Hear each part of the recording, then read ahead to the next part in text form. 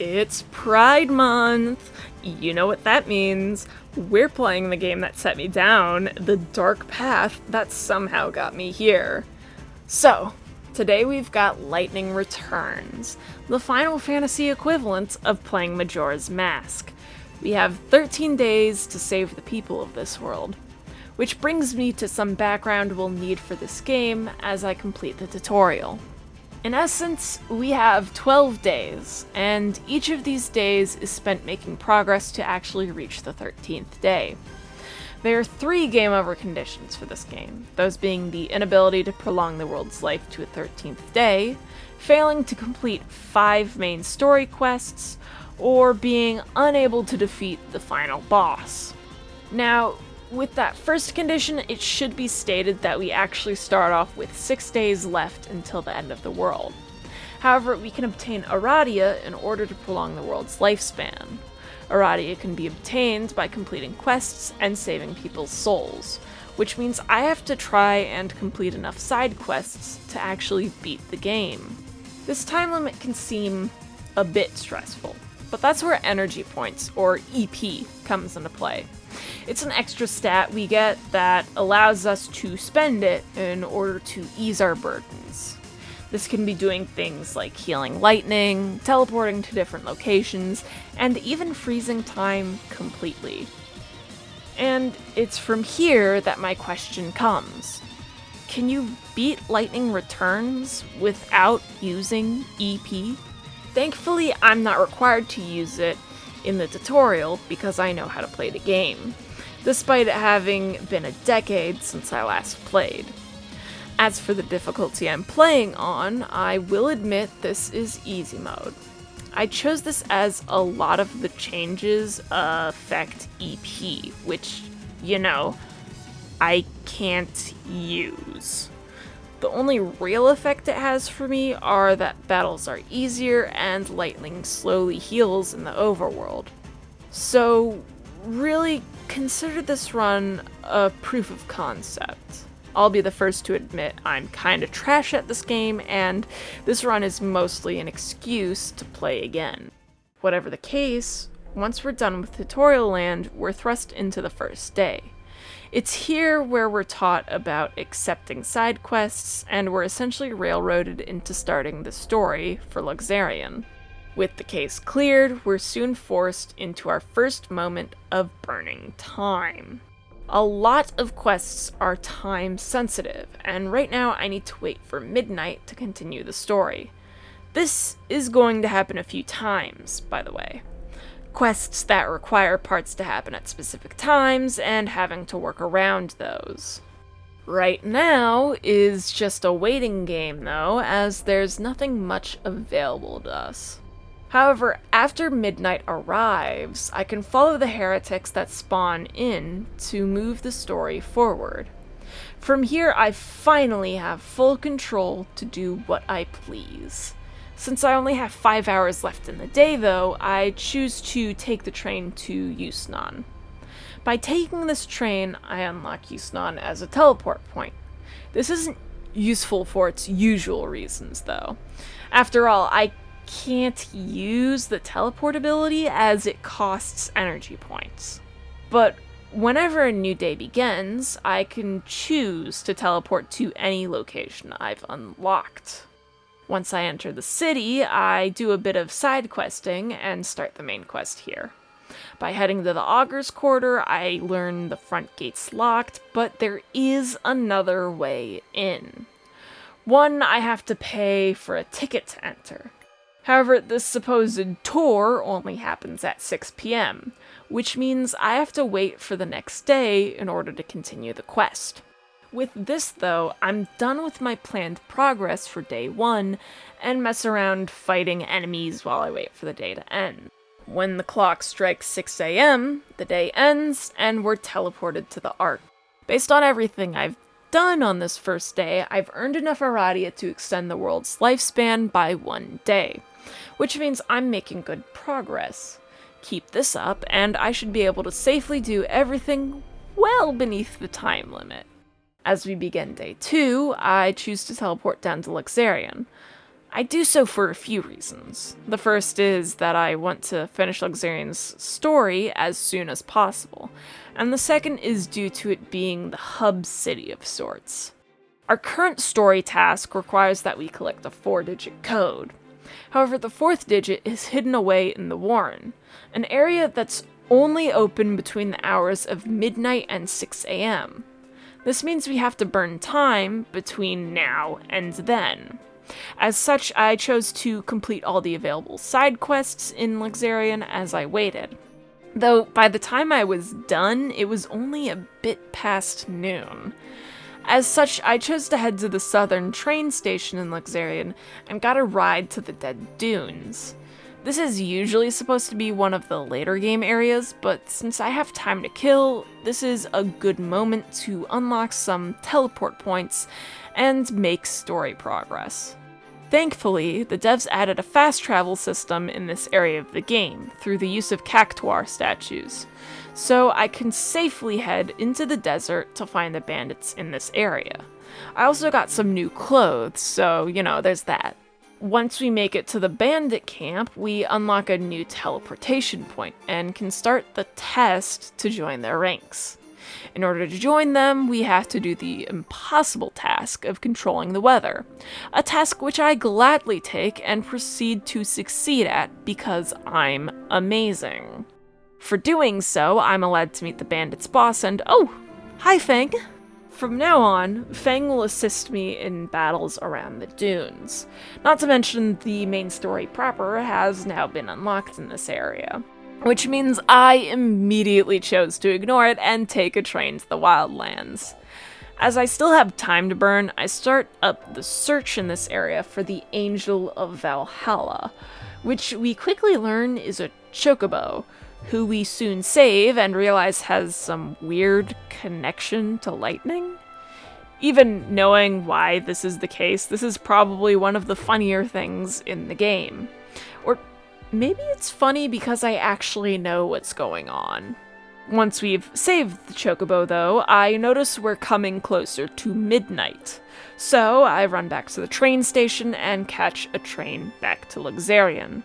When midnight falls, I'm then capable of collecting the final digit of the code and meet Null. Null only matters or makes sense here if you've played 13-2, so just know I was extremely who the hell is this guy when I played this game as a kid, because yes, this was my first Final Fantasy game. Now that we have the code though, I can crash the cult meeting. Null shows up to assist despite wanting me dead, and then he challenges us to a duel. By rushing all the way back to the Warren, Lightning has her evil monologue about being 100% okay with killing a friend if need be because she's edgy and also no longer human. This, obviously, thrusts us into our first proper boss battle, fighting Null. As I'm doing this battle early, Null is in his weaker form, making him a much easier battle to handle. And this is one of the many reasons why I wanted to finish Luxerion's main story today. Once he's beaten, Null decides not to kill Lightning because he's weak, unlike me and my amazing fashion sense. And for the completion of a main quest, we get a much better reward than those of side quests. With the stat buffs being higher, a buff to our ATB, and an improvement to our EP gauge. Well, most of those improvements were useful. With the day pretty close to being over, I mostly just mess around, pick up a quest over in Yusnan, and wait to return to the Ark. As we completed Luxerion's story, we have a cutscene with Lumina to celebrate our feat. However, I cannot take it seriously after what I've done to Lightning. Anyways, on to day 3, where we once again start off in Luxerion. My plan for today is to complete, or at the very least come close to completion, of the Yusnan story. And as my next objective is at 6 p.m., I want to burn time on quests nearby. While I had completed most of the side quests available to me in Luxerion early on day 2, More side quests were unlocked thanks to my story progression in the area. There's nothing really of note that happens here, as I'm just running laps around the place to complete various quests as they become available at different times. Once I complete everything that's available to me in my current time frame, I take a train back to Yusnan. It's 1:45 when I arrive, so that still leaves me with 5 hours to burn. Since it's daytime while I'm here though, I actually have side quests available to me. Though, even once I've finished everything available to me, I still have plenty of time to burn. Thankfully, I don't have to stand around waiting, as I can use an inn to pass the time this time around. From there, I run over to the location of the tour, hand over my ticket, and continue the story. This place is just a linear path filled with monsters. So, the classic Final Fantasy XIII experience, but worse. Once we go far enough, we have another cutscene with Lumina, only for her to summon an enemy to fight, and throw us off our path. But it's all good as we come across an ID in the process, giving us access to the Augur's Quarter, and thus one step closer to saving Snow. As our planned route is closed, though, we have to go through with a somewhat more destructive plan. Though, I also have questions about Lightning's compact mirror cell phone thing. Like, what is this? Totally spies? Does that make Hope our Jerry, or is he like one of the girls in Bunavelza's Jerry? Whatever the case is, we have to collect fireworks to explode the statue. Doing so is pretty simple, and also completes a few side quests in the process. After which we're required to do another side quest in order to obtain a dress in order to play the main role in the performance. Though once that's done, we have to burn time until 3 a.m. to continue the story. It's during this time I chose to quickly head back to Luxerion to finish a timed quest that needed to wait until midnight to continue.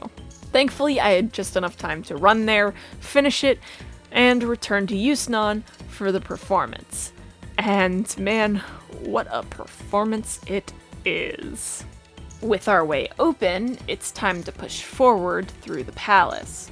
However, 3 in-game hours isn't actually enough time to run through and make it all the way to Snow.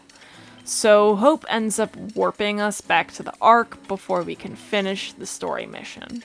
Thankfully, we can start day 4 by warping right back to where we left off. This allows us to immediately head into our fight with Snow. I did say I wanted to finish Yusnan's story around now, and it's for similar reasons as with Noel. I wanted to avoid Snow powering up. Though, unlike any other boss in the game, he actually powers up twice if you take too long to finish his story. As for his fight, it's pretty simple, assuming you pay attention to Snow. He keeps up with his base class in 13, that being the Sentinel, so he does a lot of standing around and waiting, though in addition to that he'll sometimes use counter skills, specifically Riposte and Recast. Riposte will counter one physical attack, while Recast counters magic. And the AI here is smartly coded to use these skills while you're in the middle of a corresponding combo, so you need to be careful to quickly stop your current assault if you see the counter skill pop up over Snow's head. Otherwise, there's little of note here, as I came in prepared with fire attribute skills to decimate Snow. Once we've won, Lightning gets upset that she has to kill a friend, despite her having no qualms with the idea while fighting Noel. I guess a sibling-in-law is a whole different situation. I don't know, if one of my siblings got engaged, I would be okay with having to destroy their fiancé. Doesn't matter, as Snow is saved from his Seath form, so Lightning doesn't have to make that simple decision. Instead, we can focus on spending the rest of day 4 doing various side quests. While I could head to the Wildlands or Dead Dunes to continue those stories, I felt this a good moment to clean up daytime quests in Yusnan and nighttime quests in Luxerion. There's nothing else of note that really happens today other than meeting Vanille. After our regularly scheduled Ark visit, I teleport down to the Dead Dunes to start day 5. Today is Ruins exploration, which essentially means the completion of the Dead Dunes story. I should probably mention that the Dead Dunes quest is marked as Quest 4, while the Wildlands is marked as 3. However, we'll see why I'm putting off the Wildlands later. What matters right now are our Ruins explorations. Once we make it far enough, we learn we'll have to visit 3 murals in order to reach our destination. However, these murals require tablets in order to view them. Once that objective is made clear, we leave the ruins and track down the 3 shrines. It should be noted that while I go on this shrine hunt, I end up fighting the cactuar. This isn't important at the moment, but it will be in the future. What matters right now is that I've obtained all 3 tablets. As such, we return to the ruins, get a little bit lost for a while, and eventually do everything we need to unlock the door to the Holy Clavis. Upon entering, Fang tries to destroy an object of power, which goes about as well as you think, and the church sends a Chaos Snake to kill us.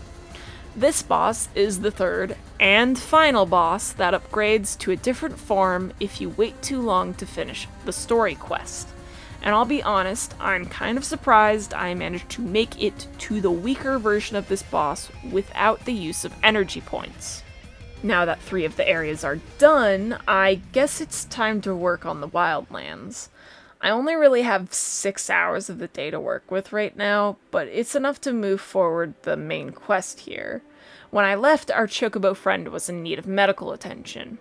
It's time to continue assisting him by feeding him food. So I take the time to go around, obtaining various food items before feeding them to the Chocobo.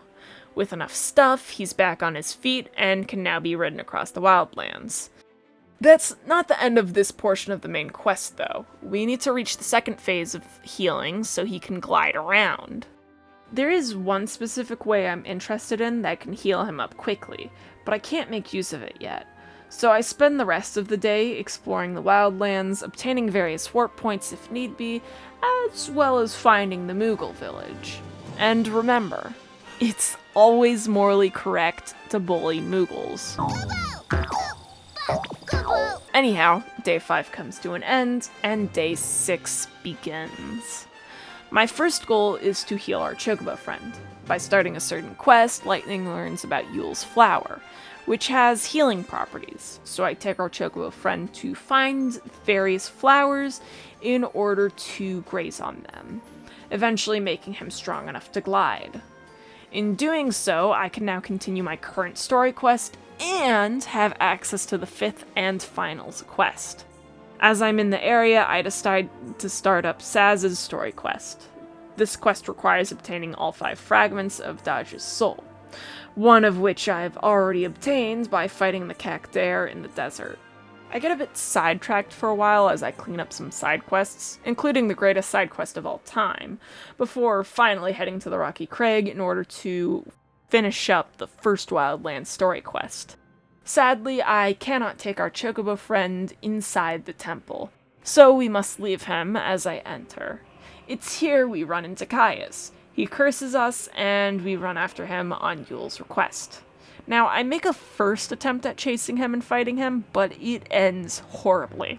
I did thankfully make a safety save beforehand, so I wouldn't accidentally softlock myself in a situation where I die and the game says, "Hey, please use an EP skill to remove yourself from this situation," which, as you can guess, is impossible.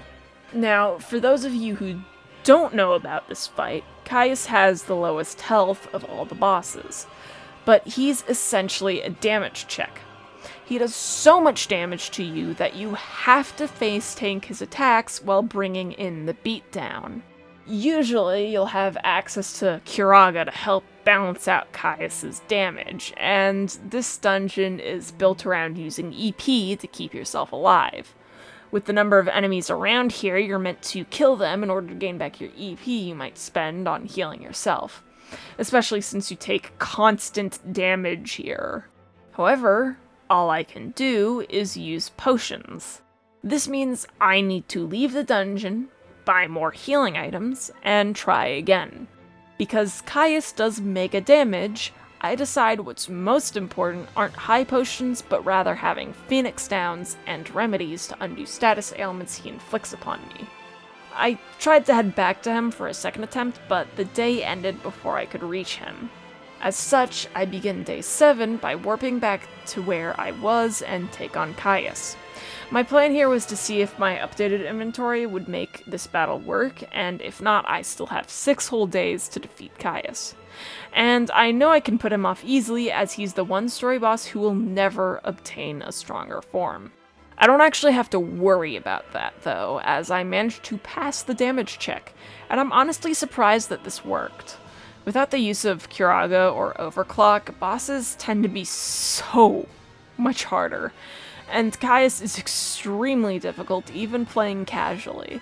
If anything was going to freeze this challenge in its tracks, it was likely to be Caius. But success means I'm free to head off and do as I please while I wait the end of the world. And that leaves me with one last pressing matter before I can sit back and relax. That being to help Saz, and I've actually already handled most of the work needed to do so. I turn in a quest to Chocolina to earn my 3rd soul shard, deal with the soul seed dealer to get the 4th, and enter a tournament to get our 5th and final soul shard.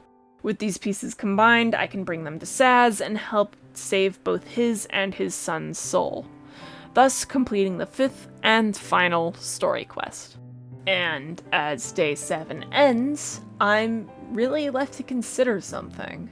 There are 5 days remaining before the end of the world, and as I've provided enough Aradia as well as completed all the story quests available to me, there's nothing else I have to do in order to beat the game. Not to mention, I've finished most of the side quests. All that's really left for me to do are send monsters to their extinction and work towards making the best gear setups I can. Otherwise, I could just sleep the days away at an inn. As day 8 is up next, I choose to travel the world in order to buy from the updated shops before sleeping the rest of the days away. I want to see if I can fight Benevelza as I currently am, especially since I've done everything available to me other than exterminating all the monsters I can. And it's here I realize I'm woefully underprepared for the battles ahead. I'm very weak compared to the enemy, but I don't really have any other way to up my stats even if I head back to the start of all my napping. This means I am royally fucked. However, I push as far forward as I can possibly get, landing me just before the final boss. And I make a few attempts on Benevelza. However, as far as I get is phase 3. If my memory isn't failing me, then I can tell you that's only halfway through, for God himself has 4 phases. Victory is not possible. At least, not with my current skill level. There is one last option available to me, though.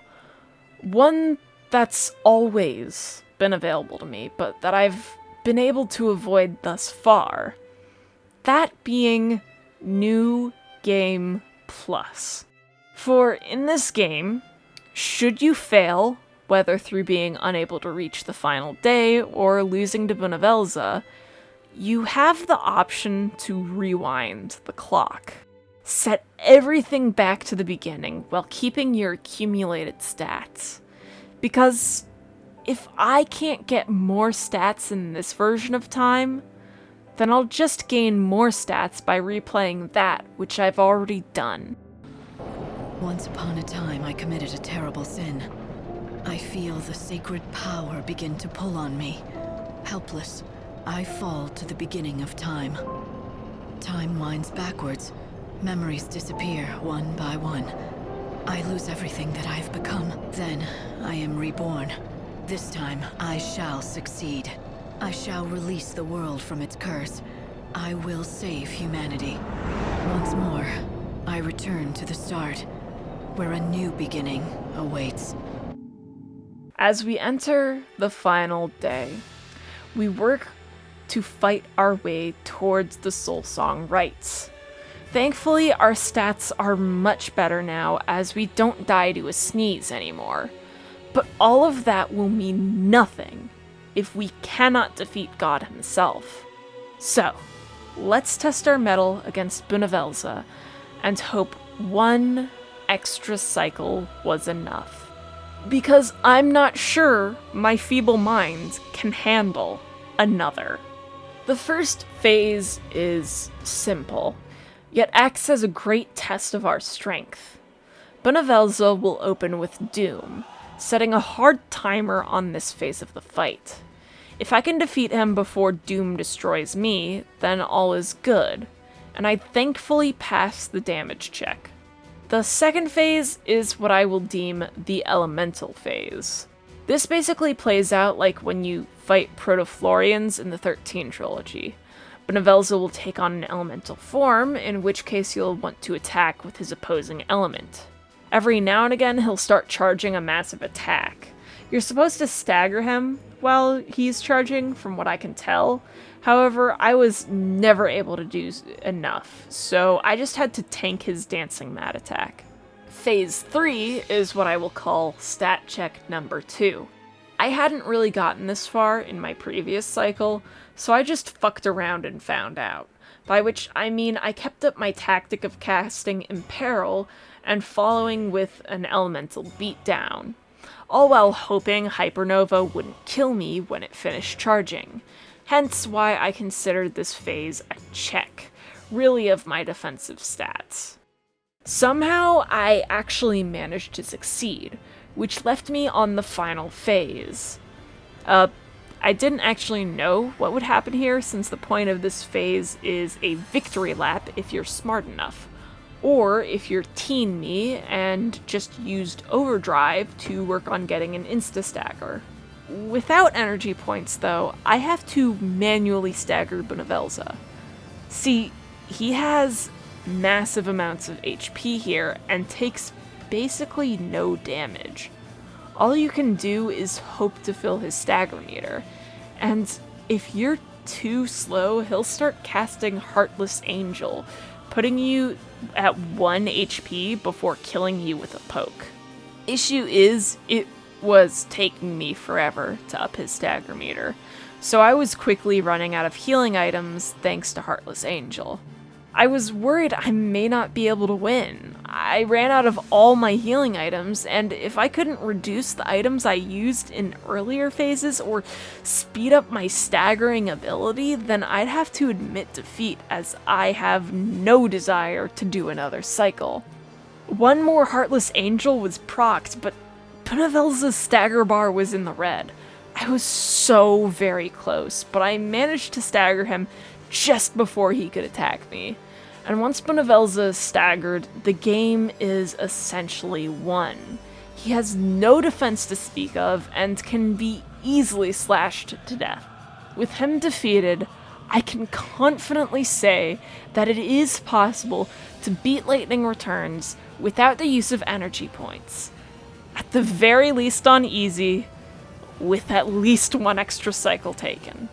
And by the way, to gain the extra cycle, I did have to use Escape in Bunavelza's battle, which is an EP ability, but it costs 0 points, so I technically didn't use any. Though it's also possible to get a new cycle without Escape by failing to reach the final day.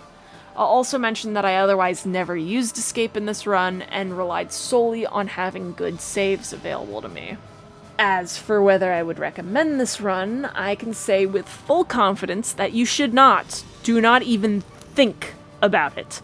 Because while I had fun replaying the game, this challenge quickly descended to the depths of hell and inflicted great pain upon my soul. It all seemed easy enough at first, but once we hit Caius, the seams began to tear, and the horrors I created became obvious on the final day. If someone wants to prove that there's some ungodly player of this game by doing this challenge in one cycle, or God forbid on a higher difficulty, then be my guest. But know that I warned you.